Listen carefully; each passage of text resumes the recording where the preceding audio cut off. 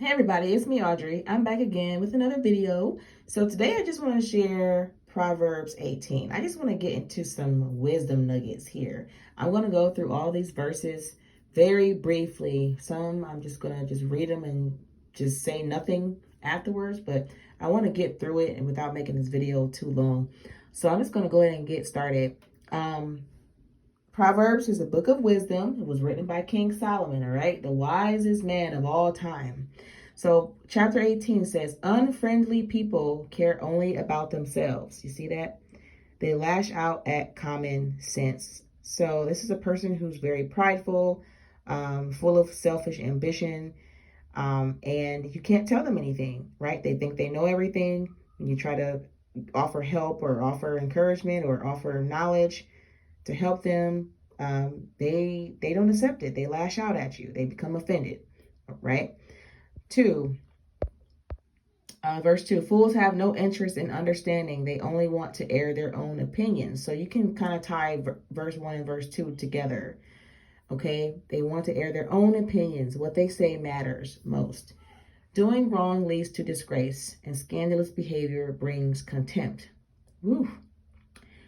Wow. Wise words are like deep waters. Wisdom flows from the wise like a bubbling brook.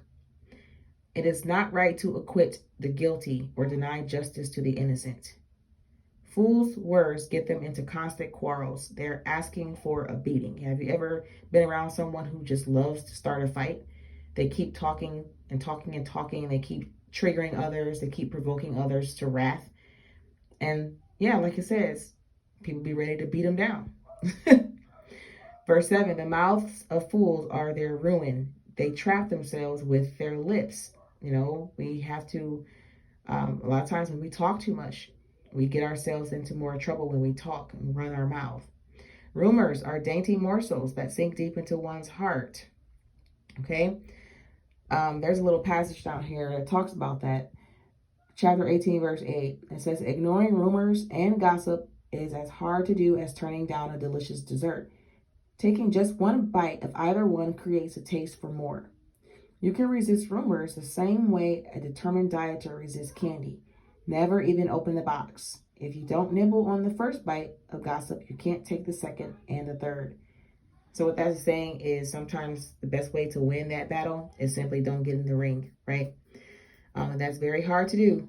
And it definitely takes self-control, all right? And all of us is guilty of this at some point, you know, but we have to be careful how we, the things that we say about others, all right? Rumors are dainty morsels, all right? Some people are drawn to gossip. Some people are drawn to slander, and they can't wait to hear what's going on with somebody else.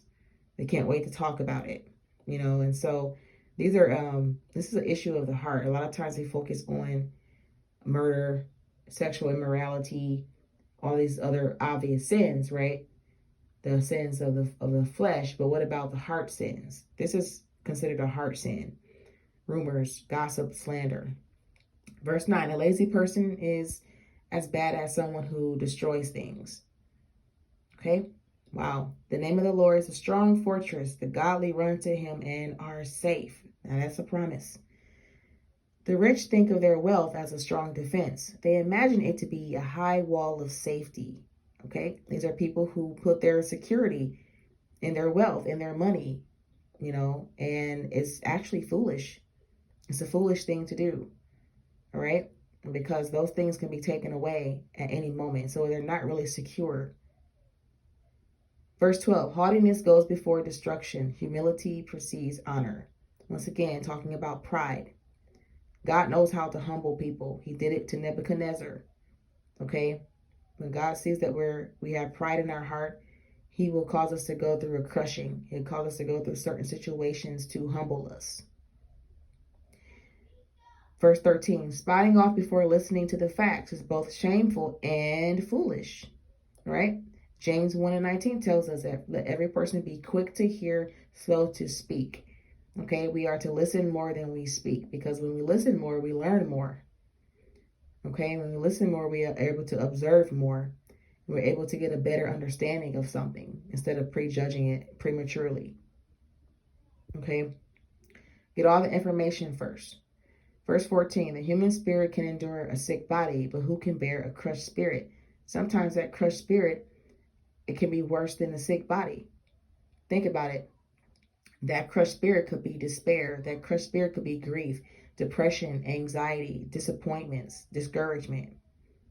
And a lot of us have been dealing with this for a very long time. A lot of times, those things that can make our bodies sick. Verse 15, intelligent people are always ready to learn. Their ears are open for knowledge. That's wonderful. They're always ready, always have an ear to hear, eager to learn more. We should always be open to learning and growing. And I will add too that we are to apply what we know, and that is wisdom, which is the application of knowledge. Going over to verse 16, says, giving a gift can open doors. It gives access to important people. Okay? The first to speak in court sounds right until the cross-examination begins. Okay? Once again, get all the facts right. Get all the facts right before you make a judgment on something. Okay? Don't just take someone else's word for it. Listen to both sides of a story, not just one. Flipping a coin can end arguments. It settles disputes between powerful opponents. Yep. Ooh, look at verse 19. An offended friend is harder to win back than a fortified city. Arguments separate friends like a gate locked with bars. Yep. Wow. Wow. An offended friend is harder to win back. Because when someone's offended and they're hanging on to that offense, they're not letting it go, it makes them become bitter and resentful, which makes it now that foothold of offense has become a stronghold that's hard to break. And that stronghold is like a fortified city. Verse 20, wise words satisfy like a good meal. The right words bring satisfaction. So true. You know, when you're discouraged and somebody bring the right words, it helps. It helps bring healing. And that's why we have to encourage one another. 21, the tongue can bring death or life. Those who love to talk will reap the consequences. Once again, talking about that tongue, it's not good to speak too much. We have to be careful what we say. The man who finds a wife finds a treasure, and he receives favor from the Lord. The poor plead for mercy. The rich answer with insults. And verse 24, there are friends, notice this in quotation marks, right, who destroy each other, but a real friend sticks closer than a brother. Because you come to find out that those so-called friends are not really your friends in the first place. A real friend loves at all times. They're not going to be envious of you. They're not going to be jealous of you. They're not going to, they're not going to do things to sabotage you or try to make you feel bad. They're going to help you. They're going to encourage you. They're even going to correct you in love, right? They're going to look out not only for their own interests, but also for your interest as well. Okay? And like, you can continue to go on if you want, but I love even what verse 1 says in chapter 19. Better to be poor and honest than to be dishonest and a fool. Your character can take you a long way. You can be rich, you can be popular, and all these wonderful things. But if you don't have any character, that stuff don't mean nothing. Okay? I'd rather be an honest person. I'd rather be poor and honest than to be rich and foolish. Honestly, I love the verse that also says, better to have little with the fear of the Lord than to have great riches and inner turmoil. Because a lot of people are rich, but they're not happy. They're being tormented by other things. They're not really living the life, not really living a rich life, rich in spirit, rich in love and joy and peace. They're not rich in those areas. They're rich in all the things of the world, which is passing away. But what about something that someone can't take away from you, like that joy and that peace. What about that? That's what's most important. These are things that are lasting, and it's also a fruit of the Spirit.